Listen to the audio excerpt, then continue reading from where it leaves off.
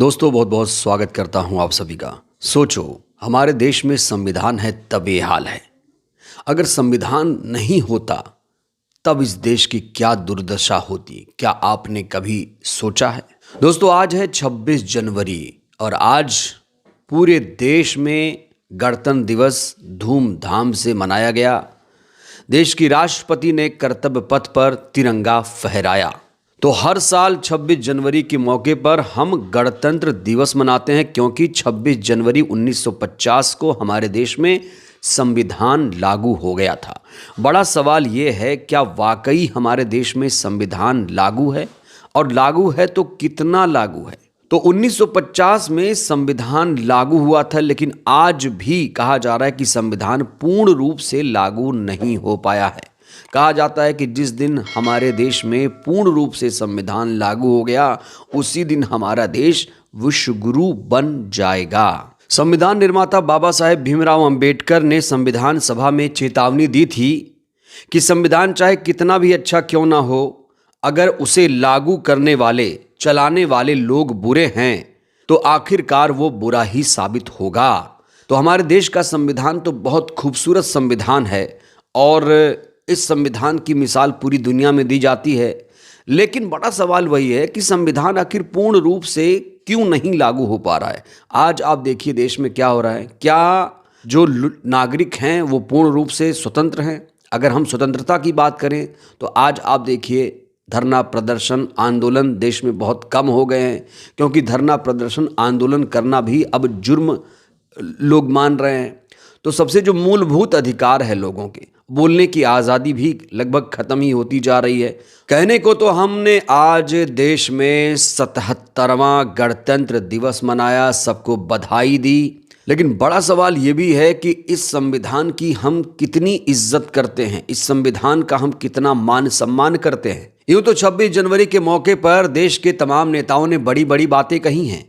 आज हम जानेंगे कि जो बहुजन नेता हैं, खास तौर से चाहे चंद्रशेखर आज़ाद हों या बीएसपी चीफ हों, उन्होंने इस मौके पर क्या कुछ कहा है। वहीं खबर ये भी आ रही है कि मायावती जी ने एक बार फिर से माननीय कांशीराम जी को भारत रत्न देने की डिमांड कर दी है। तो सबसे पहले बात करेंगे कि आखिर बीएसपी चीफ ने इस मौके पर क्या कुछ कहा है। दोस्तों आज के मौके पर इन नेताओं ने जो कुछ भी कहा है उसे आपको ध्यान से सुनना चाहिए। अगर आप इनकी बातें सुनेंगे तो आपको बहुत सारी चीज़ें सीखने को मिलेंगी।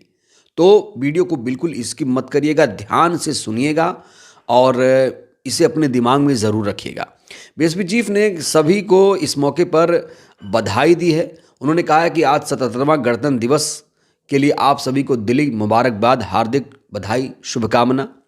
उन्होंने कहा कि वैसे आज के दिन अपने बेहतरीन संविधान पर गर्व करने के साथ साथ इसका विशेष महत्व तभी है जब सरकारों के बड़े बड़े दावों और लुभावने वादों आदि के भूलइयों से अलग हटकर ये ईमानदार आकलन किया जाए, क्या केंद्र और राज्य सरकारों की केवल छलावापूर्ण बातें हैं या फिर संविधान की सर्व समाज हितैषी सच्ची मंशा के हिसाब से देश ने राजनीतिक, सामाजिक, आर्थिक, लोकतंत्र के क्षेत्र में अपेक्षित विकास करके लोगों का जीवन स्तर में बहुत बहुअपेक्षित सुधार किया है। ऐसा करके ही देश की ज्वलंत समस्याओं से मुक्ति का मार्ग प्रशस्त हो सकता है। इसके साथ ही गणतंत्र दिवस पर विभिन्न क्षेत्रों में उत्कृष्ट सेवा के लिए जिन लोगों को पद्म विभूषण, पद्म भूषण और पद्मश्री तथा सर्वोच्च वीरता पुरस्कार से सम्मानित किया गया, उन सबको तथा उनके परिवार वालों को हार्दिक बधाई और शुभकामनाएं। उन्होंने आगे लिखा है कि इतना ही नहीं बल्कि देश में बहुजन समाज के करोड़ों गरीबों, शोषितों, पीड़ितों, उपेक्षितों को अपने पैरों पर खड़ा करके उन्हें आत्मसम्मान और स्वाभिमान का जीवन दिलाने के संघर्ष के लिए अपना पूरा जीवन समर्पित करने वाले बहुजन समाज पार्टी के जन्मदाता और संस्थापक माननीय श्री कांशीराम को देश भर में उनके करोड़ों अनुयायियों की चाहत के अनुसार अब बिना और देरी किए भारत रत्न से सम्मानित किए जाएं तो ये उचित होगा, जिसकी मांग बीएसपी लगातार करती आ रही है। तो बीएसपी चीफ लगातार कई वर्षों से केंद्र सरकारों से यही डिमांड करती हैं कि मानवर जी को भारत रत्न से नवाजा जाए, लेकिन अभी तक केंद्र सरकार ने इस पर कोई भी ध्यान नहीं दिया। मोदी सरकार ने इस पर कोई भी ध्यान नहीं दिया है। मोदी सरकार, बीजेपी सरकार को बहुजनों का वोट तो चाहिए, लेकिन बहुजनों के मसीहा माने जाने वाले मान्यवर को आखिर सम्मान ये सरकार क्यों नहीं दे रही है, ये बहुत बड़ा सवाल है। क्या लगता है आपको कि ये सरकार मान्यवर जी को भारत रत्न देगी? हालांकि चर्चाएं इस समय सोशल मीडिया पर बहुत हो रही हैं कि ये सरकार बहुत जल्द ही मान्यवर जी को भारत रत्न सम्मान से नवाजेगी। देखिए, कई पुरस्कार ऐसे होते हैं कि उस पुरस्कार की गरिमा इसलिए भी बढ़ जाती है, जिस व्यक्ति को पुरस्कार दिया जाता है उस पुरस्कार की गरिमा बढ़ जाती है क्योंकि वो व्यक्ति महान होता है। कहा जाता है कि असली हकदार अगर कोई भारत रत्न का है इस समय तो वो मान्यवर श्री कांशी राम है। वैसे बहुत सारे लोगों को भारत रत्न दिया गया है और भारत रत्न पर विवाद भी हुआ कि इन्हें भारत रत्न नहीं मिलना चाहिए, लेकिन मान्यवर जी को जब भारत रत्न मिलेगा तो कहा जाता है भारत रत्न की भी गरिमा बढ़ जाएगी। इस बीच चंद्रशेखर आज़ाद ने क्या कुछ कहा है दोस्तों, वो भी आपको जानना चाहिए। चंद्रशेखर आज़ाद ने बहुत बड़ी बड़ी बातें आज के मौके पर कही हैं। सबसे पहले तो उन्होंने सभी को गणतंत्र दिवस की हार्दिक बधाई, शुभकामना दी है। उन्होंने कहा है कि आज का दिन हमें गर्व और कृतज्ञता का एहसास कराता है जब हमने 26 जनवरी 1950 को अपने महान संविधान को अपनाया। ये केवल एक दस्तावेज नहीं बल्कि समानता, न्याय, स्वतंत्रता के आदर्शों पर आधारित हमारे लोकतंत्र की नींव है। परम पूज्य बाबा साहेब अम्बेडकर जी ने संविधान सभा में कहा था, 26 जनवरी 1950 को हम अंतर्विरोधों से भरे जीवन में प्रवेश करने जा रहे हैं। राजनीति में हमारे पास समानता होगी, लेकिन सामाजिक और आर्थिक जीवन असमानता से भरा होगा। ये संदेश आज भी हमें झकझोरता है और प्रेरित करता है कि हम अपने संविधान की आत्मा को समझें और उसे जीने का प्रयास करें।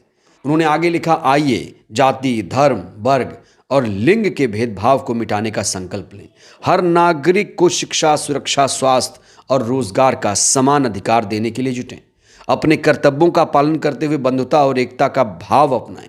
इस गणतंत्र दिवस पर आइए हम सभी मिलकर उस भारत का निर्माण करें जिसका सपना हमारे स्वतंत्रता सेनानियों, संविधान निर्माताओं ने देखा था। एक ऐसा भारत जहां हर व्यक्ति समान रूप से स्वतंत्र हो, सशक्त हो।